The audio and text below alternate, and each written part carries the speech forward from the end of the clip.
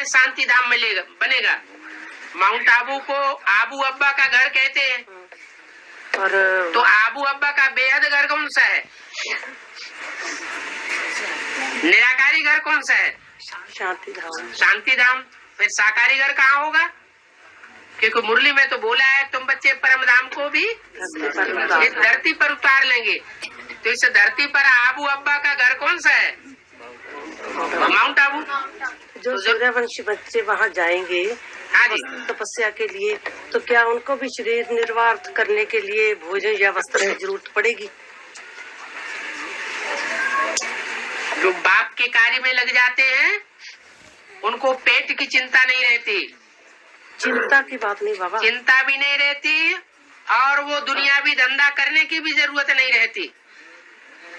दुनिया में इतने धर्म फैले हुए हैं, संस्थाएं फैली हुई हैं, उनमें ढेर सारा पैसा आता रहता है भरण पोषण के लिए। वो तो झूठे धंधे करने वालों के हैं और यहाँ तो सच्चा धंधा हो रहा है। यहाँ पैसे की कमी पड़ सकती है क्या? पेट के लिए धंधा करें, इस बात की जरूरत है? बाप तो कहते हैं मेरे सेवादारी बच्चे भूख नहीं मर सकते। दुनिया में अकाल पड़ेगा, दुनिया भूख मरेगी, लेकिन मेरे बच्चे भूख नहीं। फिर पेट के धंधे की दरकार कहाँ रह गई? माउंट आबू में भी जाकर के धंधा दौरी करेंगे तो निराकारी स्टेज बनेगी, तो साकारी रहेगी, तो साकारी की साकारी रह जाएगी और माउंट आबू में भी साकारी स्टेज रह जाएगी। शरीर तो को सुलाने के लिए भोजन की जरूरत पड़ेगी।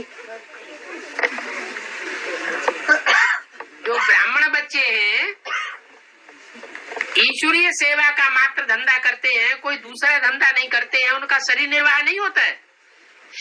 जबकि बाप गारंटी दे रहा है कि मेरे बच्चे भूख नहीं मर सकते।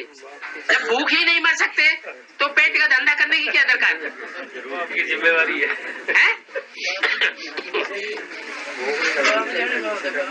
जी। इसी अव्यक्तवाणी में बोला है सारी जिम्मेवारी, सारा बोझ बाप को दे दो। और बाप को सारा बोझ दे दिया तो अवस्था ऊंची उड़ेगी। कोई पक्षी हो, 1 किलो का पक्षी है, ऊंची स्टेज में उड़ता है और अचानक उसके ऊपर 1 किलो का वजन रख दिया जाए तो कहाँ जाएगा? नीचे आ जाएगा।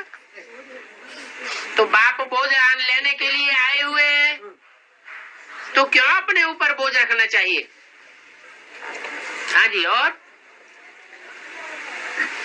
बाबा कहते हैं जब बर्फ पड़ेगी तो जो शरीर है वो बर्फ में दब जाते हैं, तो क्या वो संकल्पों से दबेंगे या वास्तव में बर्फ से होगा? तो फिर कहते हैं ऊपर से आत्मा आएगी और ये देह अभिमान ठंडा कैसे होगा? नहीं, ऊपर से आत्मा है तो क्या शरीर से आत्मा निकल जाएगी? सांप काट लेता है ना कोई को, तो उसको फ्रीज में रख देते हैं और बहुत दिनों के बाद निकालेंगे तो भी वैसा ही निकलता है। अभी अखबारों में भी निकला था,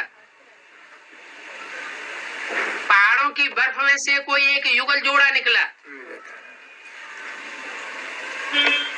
और वो चैतन्य होकर के निकला।